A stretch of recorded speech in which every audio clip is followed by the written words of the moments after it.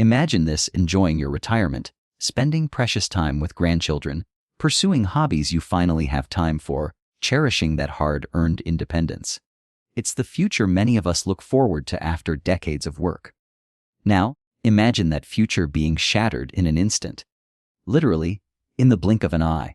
That's the devastating reality of a stroke, a sudden, brutal interruption to the flow of life, particularly for those of us navigating our later years. It doesn't announce its arrival. One moment, you're fine. The next, you might be struggling for words, unable to move one side of your body, or worse. It's not just a medical event, it's often the thief of autonomy, the unexpected force that can turn active seniors into individuals needing constant care, fundamentally altering relationships and life plans. Why am I painting this stark picture? Because as we cross the threshold of 60, 70, and beyond, our vulnerability to this specific neurological catastrophe increases significantly. The very vessels carrying lifeblood to our brain, the command center of everything we are and do, become more susceptible to blockages or rupture due to natural aging processes and accumulated health factors. It's a frightening thought, isn't it? The potential loss of control, the fear of becoming dependent. But what if I told you that much of this risk isn't just fate?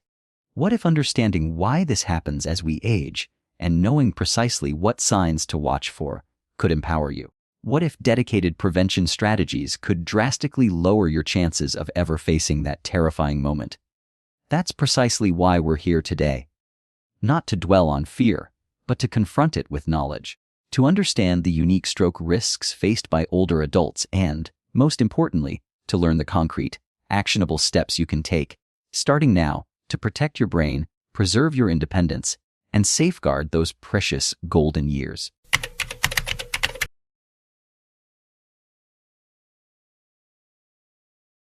All right, let's build upon that foundation. We've acknowledged the potential gravity of stroke, but true empowerment comes from understanding precisely what we're dealing with and why the passage of years makes us more vulnerable. Knowledge, in this context, isn't just power, it's protection. So, fundamentally, what is a stroke?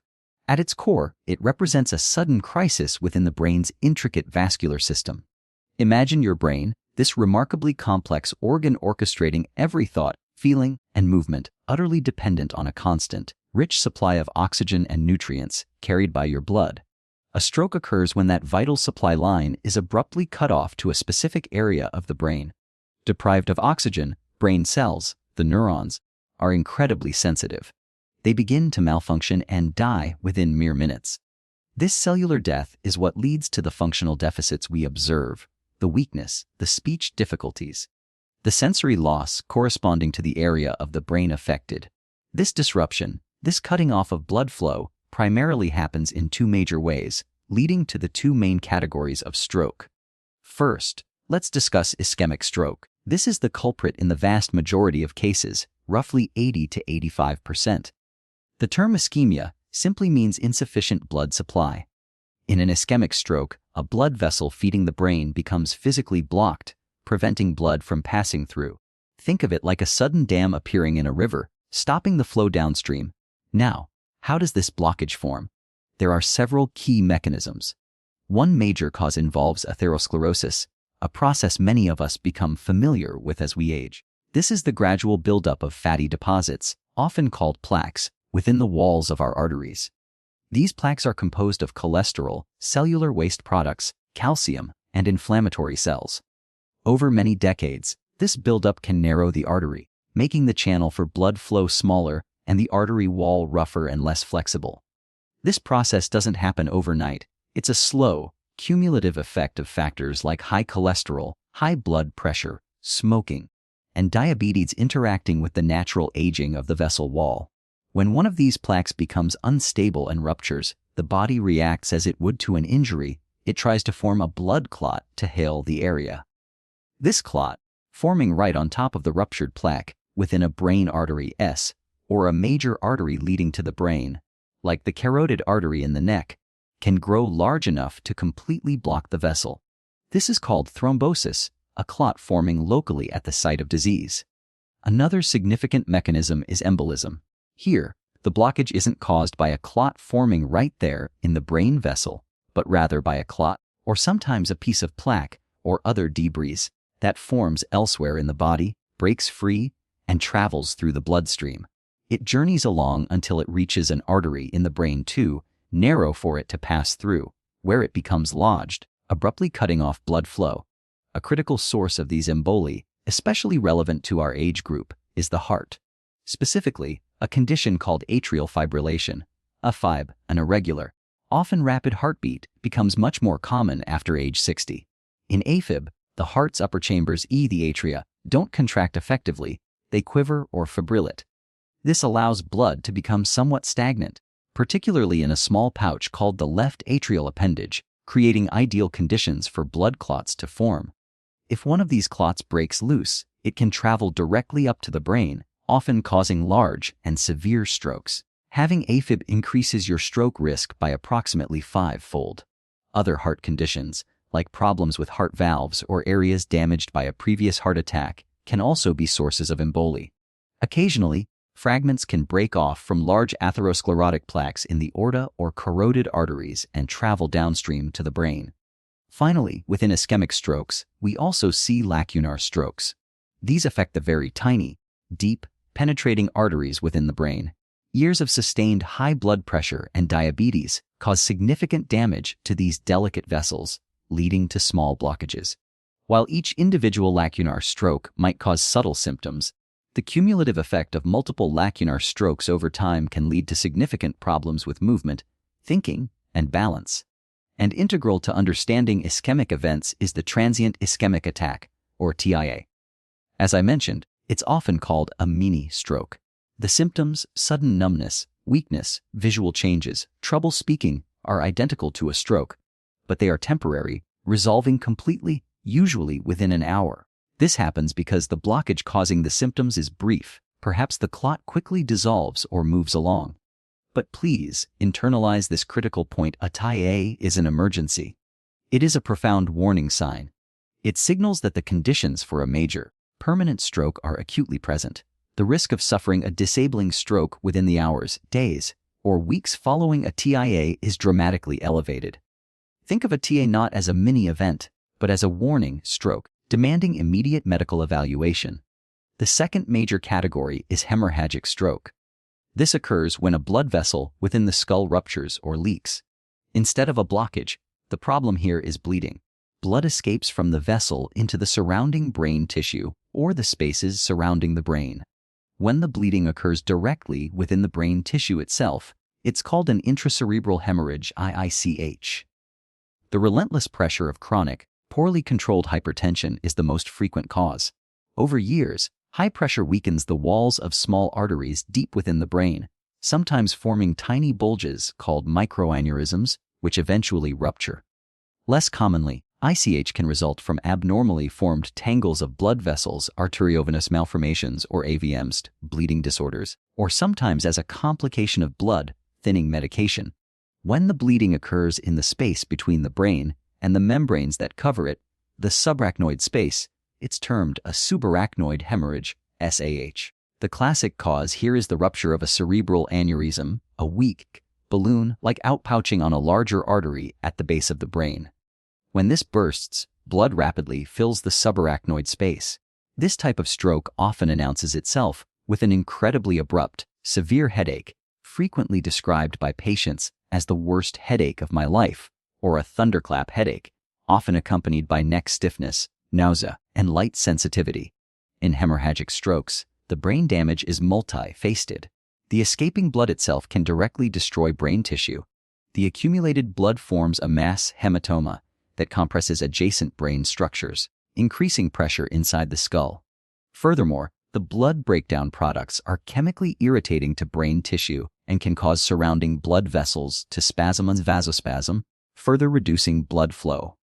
Having outlined what stroke entails, let's focus on the crucial question: why does advancing age, particularly beyond 60, significantly elevate our risk? It's not just one single factor, but rather a convergence of natural physiological changes and the increased likelihood or duration of exposure to specific risk factors. First, age itself is the single strongest non-modifiable risk factor for stroke. Our blood vessels, like other parts of our body, undergo age-related changes. Arteries tend to become stiffer and less compliant. Arteriosclerosis, the delicate inner lining of the blood vessels, the endothelium, which plays a vital role in regulating blood flow and preventing clots, may become less efficient. Endothelial dysfunction. These intrinsic changes make the vessels inherently more susceptible to the damaging effects of other risk factors. Second, and critically important because many are modifiable, is the increased prevalence and cumulative impact of specific health conditions as we age. Hypertension, high blood pressure. As emphasized, this is paramount. Its prevalence dramatically increases with age. Many individuals develop high blood pressure in middle age, and by their 60s and 70s, they've potentially had years of this elevated pressure battering their artery walls. This relentless force accelerates atherosclerosis, damages the small vessels deep in the brain, increasing lacunar and ICH risk, and weakens vessel walls, making rupture more likely. Even isolated systolic hypertension, where only the top number is high, common in older adults, significantly increases risk. Diabetes mellitus, often developing in mid-life or later, diabetes acts as a potent vascular risk multiplier. Chronically high blood sugar damages blood vessels throughout the body, including the brain. It promotes inflammation, contributes to abnormal cholesterol levels, makes blood slightly thicker and more prone to clotting, and directly injures the endothelial lining. It accelerates both large vessel atherosclerosis and small vessel disease. Dyslipidemia, high cholesterol. The harmful effects of high LDLs, bad cholesterol, contribute to plaque buildup over decades. While cholesterol levels can fluctuate, many older adults have had long-term exposure, allowing significant atherosclerosis to develop.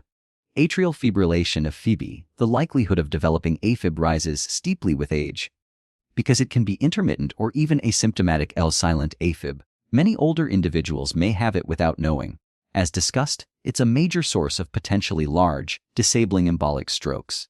Other cardiovascular diseases, the presence of coronary artery disease, heart failure, or heart valve disease, all more common in older populations, independently increases stroke risk through mechanisms like clot formation, reduced pumping efficiency affecting brain blood flow, or shared underlying risk factors like atherosclerosis.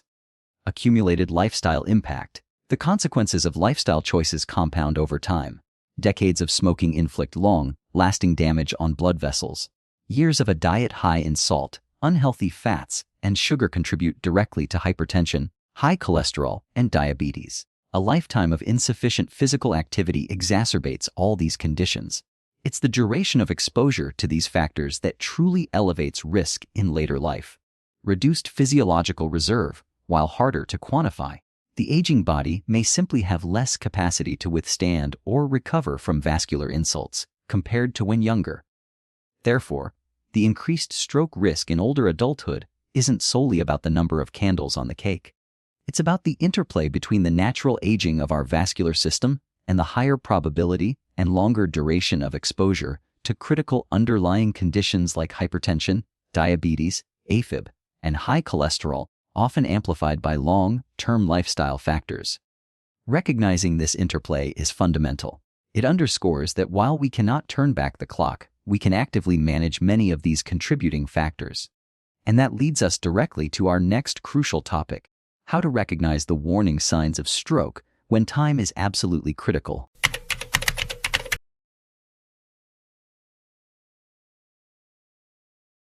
We've now explored the nature of stroke and the reasons why our risk might increase as the years go by. This next segment contains information that I believe is among the most crucial we'll discuss today. Because when a stroke actually happens, time is absolutely critical. There's a fundamental principle in stroke medicine, often summarized as time is brain. For every minute that blood flow is compromised to a part of the brain, literally millions of vital brain cells, our neurons, begin to suffer damage and die.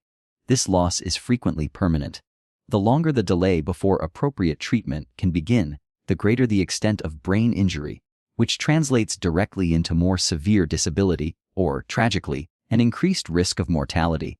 Modern medical science has developed truly remarkable treatments for certain types of stroke, particularly those ischemic strokes caused by clots blocking arteries.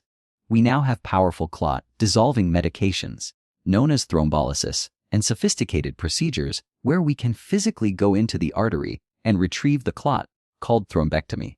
However, the effectiveness of these interventions is profoundly dependent on timing. There exists a relatively narrow window of opportunity, typically measured in just a few hours from the very first onset of symptoms, during which these treatments offer the greatest benefit and are safest to administer.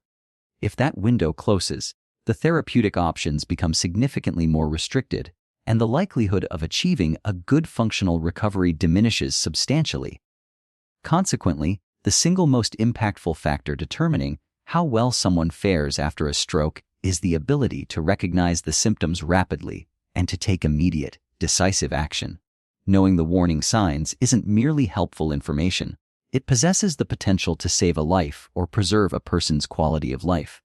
To aid everyone in remembering the most frequent and telltale signs of a stroke, health authorities globally advocate for a simple, memorable acronym, FAST. Let's examine each component carefully so you feel equipped to spot these signs, whether in yourself or someone you care about. F is for face drooping. What should you look for? Observe the person's face. Does one side appear uneven or seem to sag downwards? Is their smile noticeably lopsided? You might see the corner of their mouth drooping, or the natural crease running from the side of the nose to the corner of the mouth, looking less pronounced or flattened on one side. How can you check? Ask the individual to try and give you a big smile, or to show their teeth. Watch closely as they do this. Is the smile symmetrical on both sides? Does one side seem to lag, or not move upwards as readily as the other? Why does this happen? A stroke can damage the specific area of the brain that sends signals to control the facial muscles, often resulting in weakness or paralysis on the side of the face opposite to the brain injury. A is for arm weakness. What should you look for? Does the person complain of weakness or numbness in one arm? When they try to hold both arms up, does one tend to drift downwards involuntarily? This same weakness or numbness might also affect the leg on that same side of the body. They might describe the limb feeling heavy, clumsy, or they may be completely unable to lift it. How can you check? Request that the person close their eyes and lift both arms straight out in front of them, as if holding a tray, with their palms facing upwards. Ask them to hold this position for about 10 seconds. Observe carefully, does one arm begin to drift downwards or seem less steady than the other? A similar check can be done with the legs if the person is lying down, asking them to lift each leg individually off the surface. Why does this happen? The nerve pathways that control movement descend from the brain and cross over to the opposite side of the body. Therefore, damage to one hemisphere of the brain typically manifests as weakness on the contralateral, or opposite side. S is for speech difficulty. What should you look for? Listen to how the person speaks. Is their speech slurred, as if they are drunk? Is it garbled or hard to make out? Are they suddenly unable to speak at all, despite being awake and seemingly trying? Can they understand what you are saying to them? Sometimes, the issue isn't slurring, but rather using the wrong words, speaking in sentences that don't make sense, word salad, or seeming generally confused about language. Difficulty producing speech due to muscle weakness is called dysarthria, while problems understanding or using language itself is termed aphasia. How can you check? Ask the person to repeat a simple, common phrase, for example, "The weather is nice today," or "An apple a day keeps the doctor away." Pay close attention to their articulation and coherence. Do they struggle with words, slur them, or substitute incorrect ones? Also, try giving a simple, one-step command, such as "touch your nose," to assess their comprehension. Why does this happen? Strokes can injure the precise areas in the brain dedicated to coordinating the muscles involved in speaking, or they can damage the complex language centers responsible for formulating thoughts into words and understanding spoken or written language.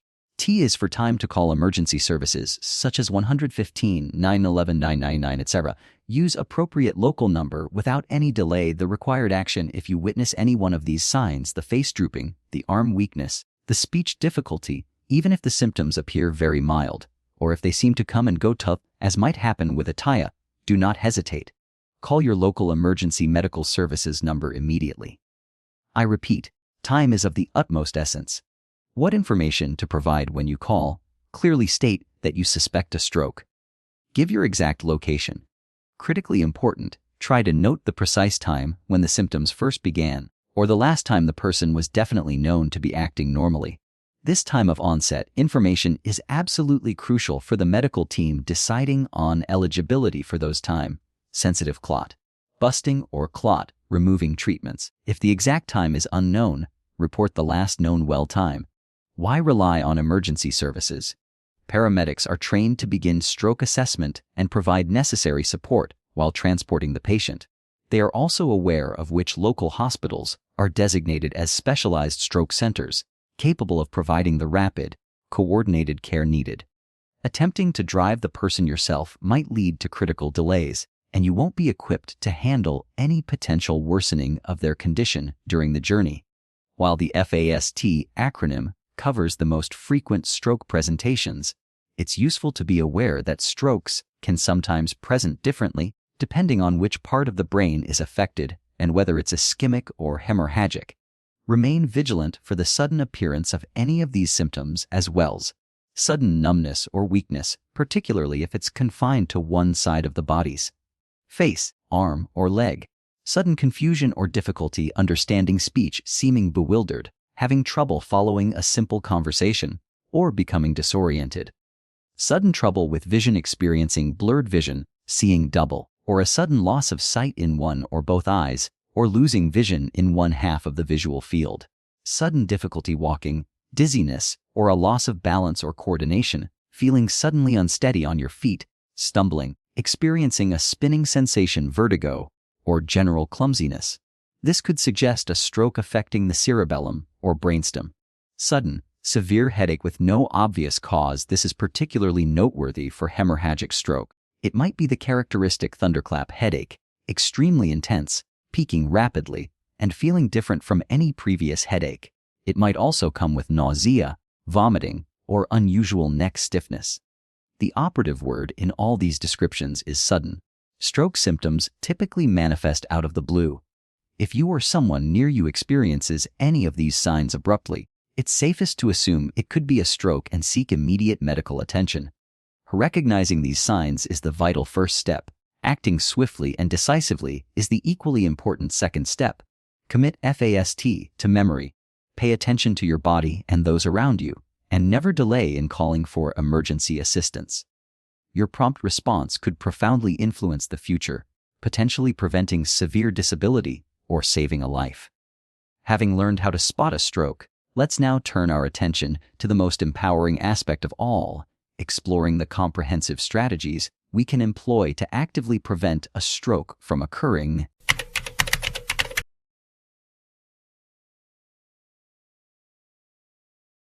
We've covered the what, the why, and the how to recognize. Now we arrive at what I consider the most hopeful and proactive part of our discussion: how we can actively work to prevent a stroke from happening in the first place. While we know age increases risk, and we can't change our age, the truly encouraging news from decades of medical research is that a very large proportion of strokes, estimates often suggest up to 80%, are linked to modifiable risk factors.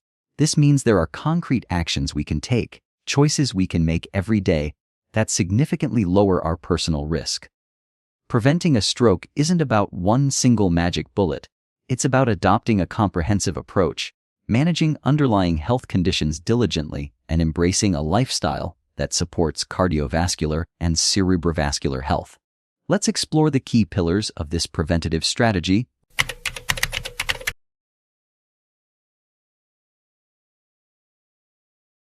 If there's one factor I could urge you to focus on above all others, it would be managing your blood pressure. As we discussed, hypertension is the single most potent risk factor for both ischemic and hemorrhagic stroke.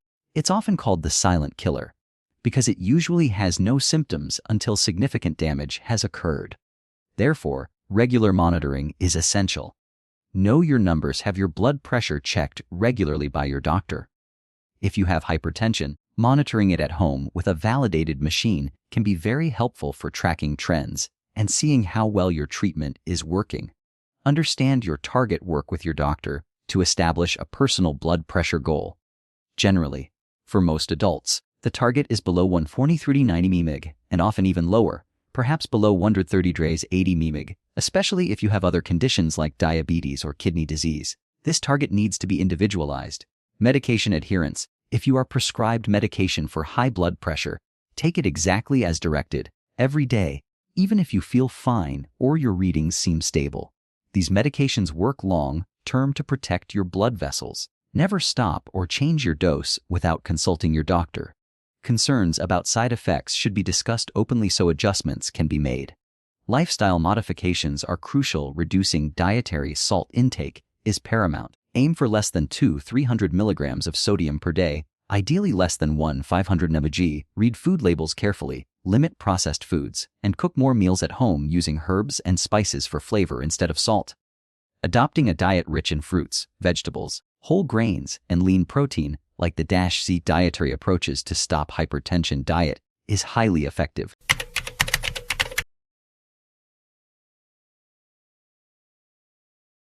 Diabetes significantly increases stroke risk by damaging blood vessels. Tight control of blood sugar levels is vital. Monitor blood sugar. Regularly check your blood sugar levels as recommended by your doctor. HbA1c targets. Work towards achieving and maintaining your target HbA1c level, a measure of average blood sugar over 3 months.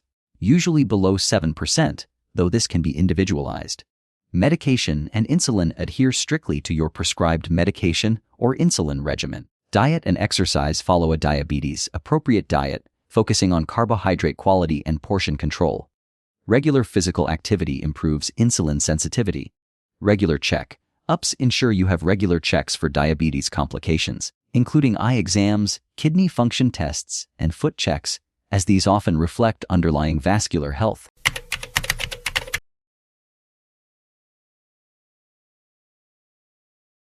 Managing unhealthy cholesterol levels is key to slowing down atherosclerosis, the plaque buildup in arteries. Know your lipid profile. Get your cholesterol levels checked. Total cholesterol, LDL bad cholesterol, HDL good cholesterol, and triglycerides. LDL targets. Your doctor will determine your target LDL cholesterol based on your overall cardiovascular risk profile. Statin therapy. For many people at risk, particularly those with known cardiovascular disease, diabetes, or very high LDL levels, statin medications are highly effective and recommended for lowering LDL cholesterol and reducing stroke risk. Discuss the benefits and any potential side effects with your doctor. Dietary changes. Reduce intake of saturated fats found in fatty meats, full-fat dairy, coconut palm oil, and eliminate trans fats, often in processed baked goods and fried foods. Increase intake of soluble fiber. Oats, beans, apples, and healthy unsaturated fats, olive oil, avocados, nuts, fatty fish like salmon.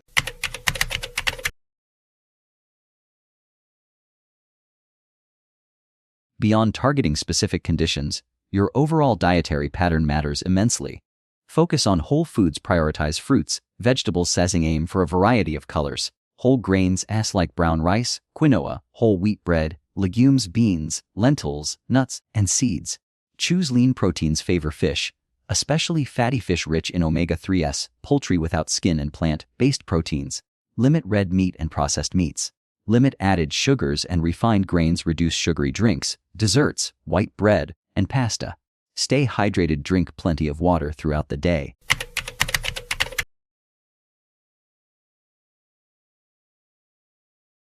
Exercise offers widespread benefits for stroke prevention. It helps control blood pressure, blood sugar, weight, and cholesterol, and improves overall vascular health. Aim for consistency. Strive for at least 150 minutes of moderate intensity aerobic activity, like brisk walking, swimming, cycling, or 75 minutes of vigorous intensity activity per week, spread throughout the week. Include strength training. Incorporate muscle strengthening activities at least 2 days per week. Find activities you enjoy. Choose forms of exercise that you find pleasurable and sustainable. Walking is often an excellent starting point. Consult your doctor, especially if you have existing health conditions. Discuss appropriate types and levels of activity with your physician before starting a new program. Listen to your body. These 5 pillars form the foundation of effective stroke prevention. They require commitment and consistency, but the payoff, protecting your brain health and preserving your independence is invaluable. In our final section, we'll touch upon a few more critical factors, including managing specific heart conditions, quitting smoking, limiting alcohol, and the importance of regular medical check-ups. We've journeyed together through understanding the serious nature of stroke, why our later years bring increased vulnerability, how to recognize its sudden signs, and the powerful preventative steps within our grasp. As we conclude, I want to leave you not with fear, but with a profound sense of agency and hope. Your health in these golden years is not merely the absence of disease, it's the presence of vitality, the ability to engage fully with life, to cherish connections, and to maintain your precious independence. Protecting your brain from the devastation of stroke is perhaps one of the greatest investments you can make in that future. It requires conscious effort. Yes, remembering medications, making mindful food choices, finding time for movement, saying no to harmful habits like smoking, managing conditions like atrial fibrillation diligently, and seeing your doctor regularly. These actions aren't burdens, they are acts of profound self-care, expressions of valuing the life you've built and the years yet to come. Every healthy meal, every walk taken, every cigarette forgone, every blood pressure check adhered to, these are deposits into your neurological bank account, building resilience against adversity. So, I urge you, don't postpone these vital steps. Start today. Perhaps it's scheduling that overdue checkup. Maybe it's taking a slightly longer walk this afternoon or adding more vegetables to your dinner tonight. Small, consistent steps compound into significant protection over time. Share this knowledge with your loved ones. Awareness within a family can be life-saving. Remember the FAST signs. Know your personal risk factors and work closely with your healthcare team to manage them. Embrace the power you have to influence your health trajectory. May you navigate these precious years with wisdom, vitality, and the peace of mind that comes from actively safeguarding your well-being. Take care, stay informed, and live fully.